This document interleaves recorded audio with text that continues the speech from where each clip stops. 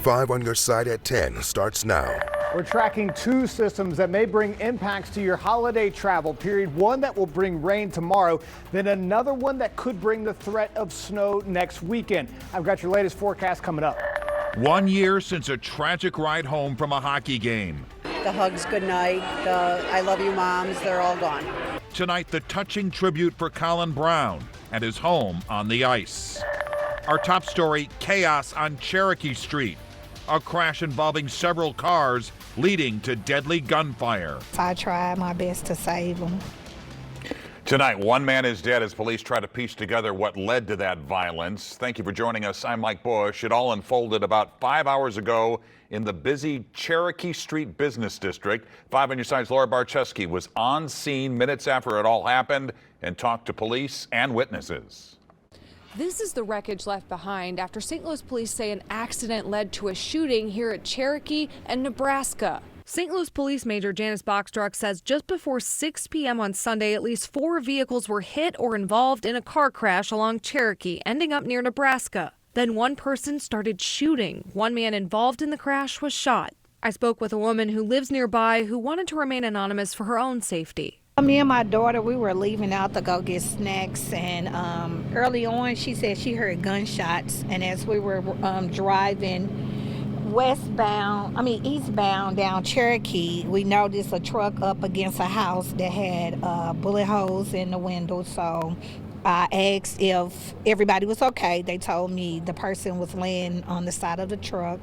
So I jumped out and started compressions. I stayed doing compressions until the paramedics and the police pulled up, and then they took over. Police say the man was rushed to the hospital where he died. During our interview, I broke the news to her that he didn't make it. Just to hear that he didn't make it, it just really breaks my heart because I tried my best to save him. Once you take someone's life, your life going to be taken too, for as you're going to be in prison for it. So, you got to try to control your emotions because now I'm sure he's going to jail for the rest of his life.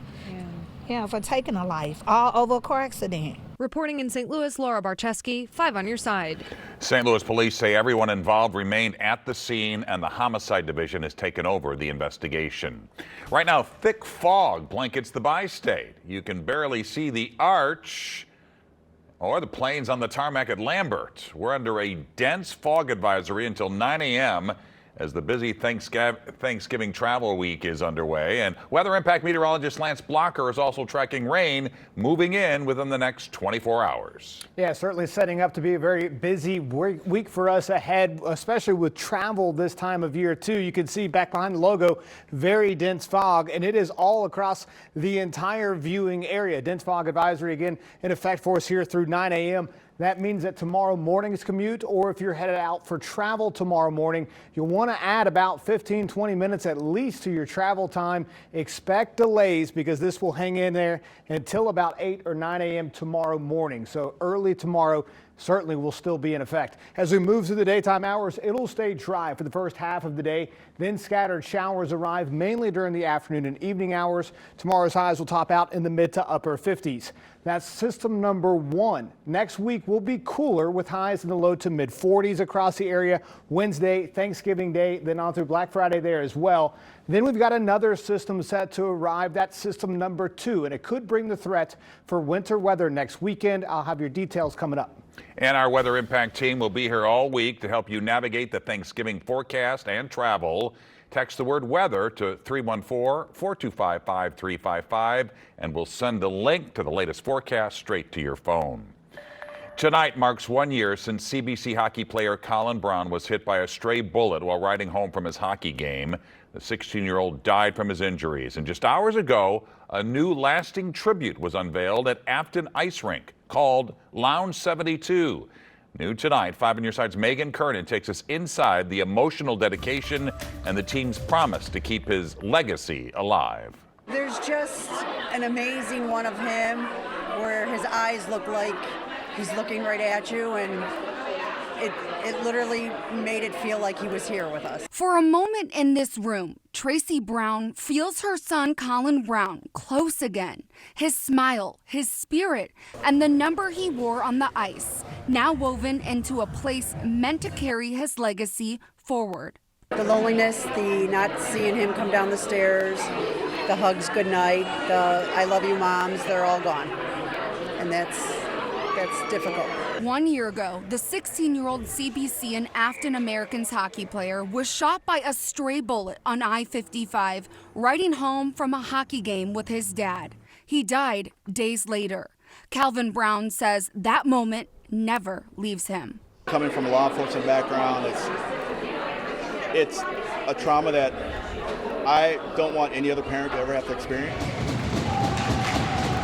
While Colin's teammates scrimmaged in his honor Sunday night, family, players, and coaches gathered right above, seeing the newly renovated Lounge 72. Doesn't seem real still to this day.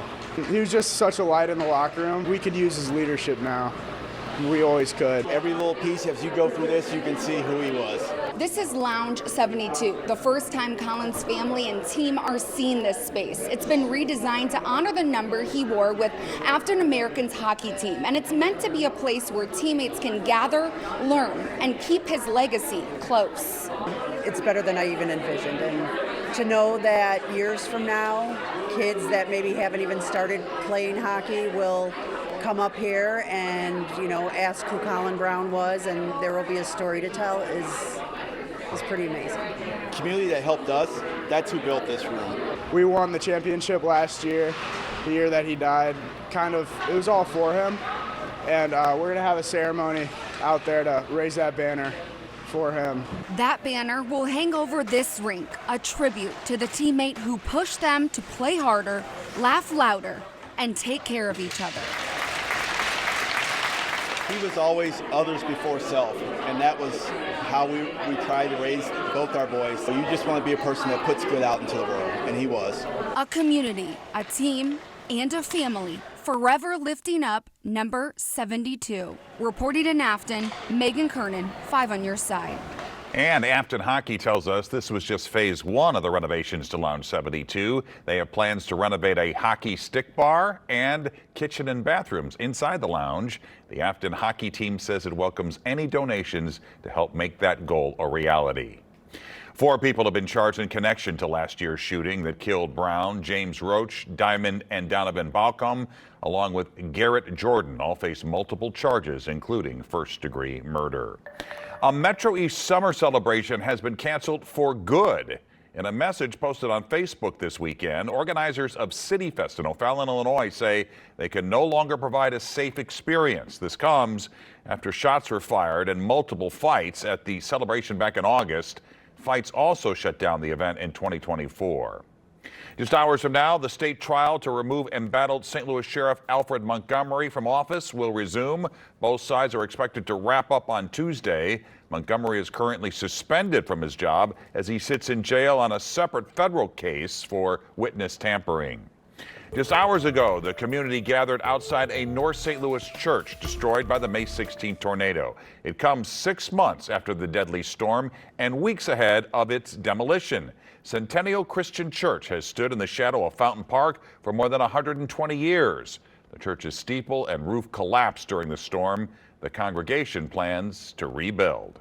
They will be saying goodbye to the building and remembering, everything that has happened here, but looking forward to what's next. Once this building is eradicated, then they can go forward and move on. Patricia Ann Pendleton, a volunteer at the church, was inside at the time of the storm and died. If you'd like to donate to the church's recovery efforts, we have a link with this story on KSDK.com. And you can watch extended footage and interviews from the May 16th tornado on the 5+ streaming app. Our documentary, Shattered Skies, is available on demand. Download and watch for free on your smart TV. If you don't have 5+ yet, search KSDK in your app store. 5 on your side's Thanksgiving food drive, sponsored by Thrivent Financial.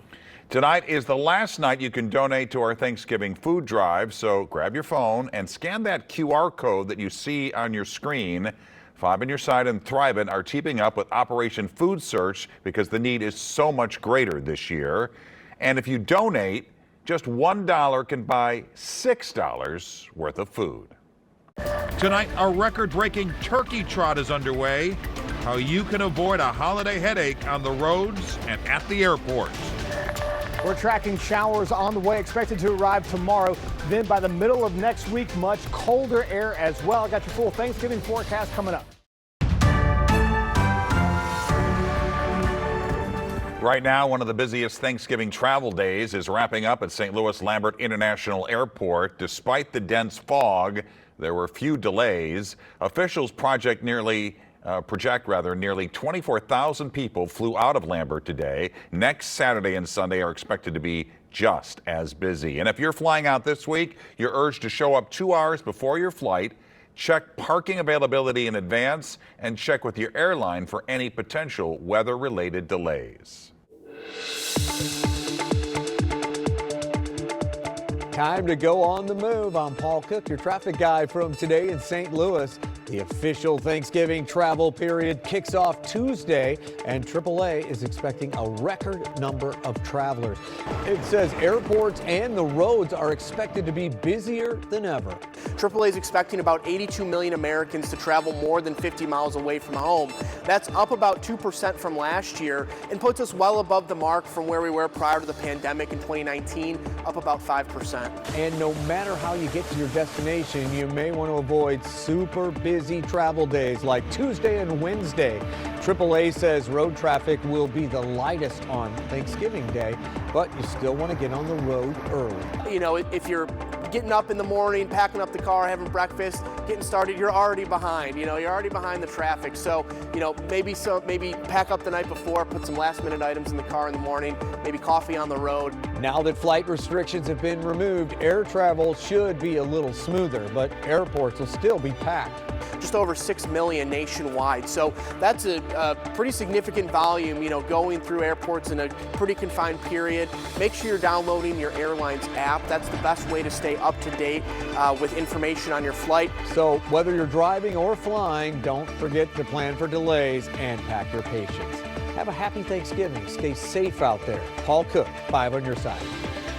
We're helping you navigate the record Thanksgiving travel and the costs of your holiday feast. You can watch our Thanksgiving special on demand on our free 5+ streaming app. Just search KSDK in your TV's app store.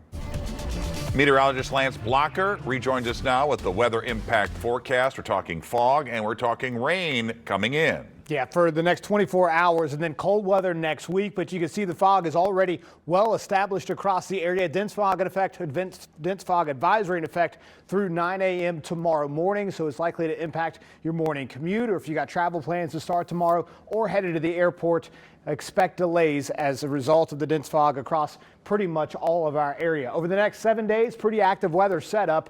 We start out with the rain chances tomorrow, mainly after about 3 or 4 o'clock. Tuesday is pretty quiet, though, mostly cloudy, highs in the low 60s. Then next week, the cooler air arrives for Thanksgiving. Wednesday, mid-40s. Thanksgiving Day, mid-40s as well. Then we're watching our next weather maker. Could bring some wintry precipitation next weekend. Let's start out with tomorrow. Again, clouds roll through the area pretty much throughout the day. Then the isolated to scattered showers push in from the west during the afternoon hours. They'll stick around for pretty much the rest of the day to the rest of the evening and overnight hours. Some moderate rain possible. Most of it, though, light, though. We'll take the rain for sure tomorrow. Then we dry out for Tuesday, then Wednesday, and the rest of the week cooler with highs in the mid to upper 40s across the area. We do have that chance for some wintry precipitation next weekend, mainly Friday night and Saturday night. It is too early for details. So if you see them out there, forecast models that show very high snowfall totals over the next week or so on social media, don't buy the hype quite yet. We're too far away from that, but I will say there is consistency within the forecast models that show this next system arriving Friday night when near freezing or below freezing temperatures will be in place for us here overnight Friday night through very early Saturday morning. That could lead to some wintry precipitation. This system's where it travels across our region will largely dictate if we get wintry precipitation or all liquid. That is definitely to be determined. But again, like I mentioned, most of the forecast models are in agreement that we'll get some type of frozen precipitation next weekend. Keep that in mind as you head out of town. You can keep watching us and see through the updates here across our area before you return, because that could have some impacts on your holiday travel there as well. But in the meantime, again, if you're sticking around town, highs in the low to mid 40s for us here through most of Thanksgiving week after we get the rain out of here tomorrow. 5 on your side's Thanksgiving food drive, sponsored by Thrivent Financial. Okay, one last reminder, 5 on your side and Thrivent teaming up with Operation Food Search to help our neighbors in need this Thanksgiving. So tonight is the last night to donate, and the need is much greater this year, so we really need your help. We've made it easy. Just scan that QR code on your screen, and we will be right back.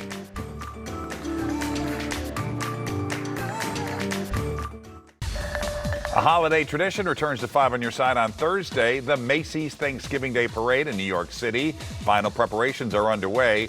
Wicked's Cynthia Erivo's opening performance will be one of 26 during the parade. There will also be 11 marching bands, 27 floats, and 65 inflatables, including the debut of Buzz Lightyear. Parade, we like to say, is the largest variety show on television and through the streets of New York City. Forward to bringing the spectacle, bringing the surprise, bringing the moments, and just ultimately just bringing the joy.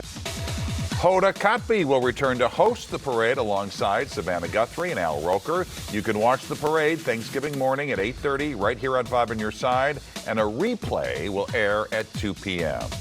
All right, Lance has one final check of the weather. Yeah, and we've got the dense fog advisory overnight tonight, and then the scattered showers are likely mainly after about 4 or 5 o'clock tomorrow. Thanksgiving Day, though, looking great. It's going to be a little bit chilly. Just grab your jacket. Highs in the low to mid 40s. Then we'll keep an eye on the forecast for next weekend. We'll let you know if we get any type of wintry precipitation back into the area. Mike. All right, Lance, thanks. And there you have it. 5 on your side at 10. We're always streaming on 5+.